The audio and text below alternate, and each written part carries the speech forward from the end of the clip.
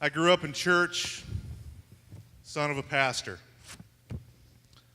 But I spent my childhood lonely and afraid. I covered that up. I learned to find acceptance and love through performance and recognition. I was a high school national champion, and I was a two-sport All-American. I was on everyone's recruiting list. I was what they called a can't miss. 2 years later, I missed. The implosion was spectacular. Everyone saw it. I was flunked out of college, my sports career over.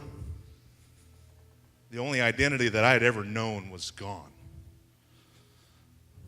I'd screwed up the only thing I knew.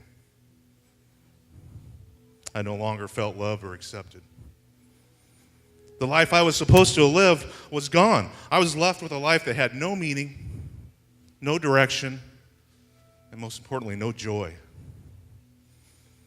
So I hid. I drifted from thing to thing, trying to find myself. I didn't need God. I was going to pull this thing out of the ditch. Time to suck it up. Be a good husband, a good dad, have a successful career.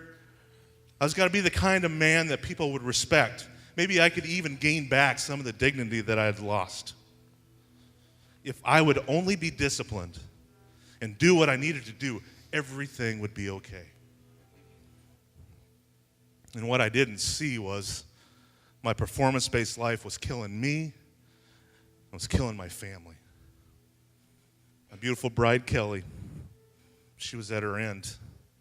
She was tired of leading while I was trying to find myself. She desperately cried out to God, "Won't my husband become the spiritual leader of our family?" I remember she literally pushed me out the door in 1994 to a Promise Keepers weekend. I tried everything to get out of it. I said, I do not want to waste a weekend with those guys at church. I told her, there's no way I'm going. 10 rows from the top of the Metrodome in Minneapolis, God showed me my life for what it was. It was a mess. And he stepped in and saved me that night. And what Jesus had done that night was very real to me. I knew that he was my God, and I desperately wanted to follow him. However, I really didn't know how to live my life. When the waters of my life were calm, life was great. It was beautiful. But when the waters were choppy, when the storm blew in, my life still seemed out of control. I was angry and afraid. I said, "Where are you, God? Why are you not helping me?" I guess I'll just have to fix this myself. I went back to what I knew. I'll just perform my way out of this. I'll take the reins. I'll control this.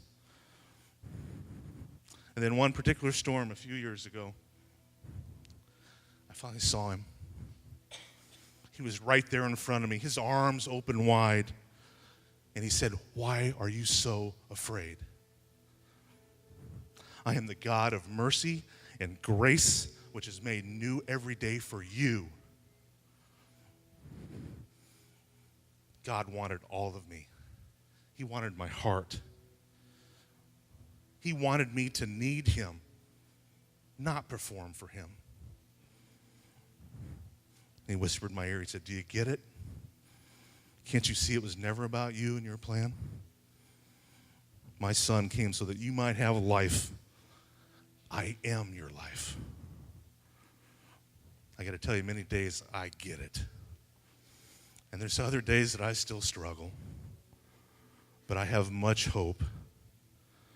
For God continues to change me and increase my understanding of his grace and his mercy. Life is beautiful and life is hard. But I find a joy in Jesus that magnifies that beauty and transcends the pain. And it's in that joy the gospel of Jesus Christ is more real, more overwhelming, and more beautiful to me every day. So my name is Clark Hopp, and God continues to transform my heart every day through the overwhelming power of the gospel of Jesus Christ.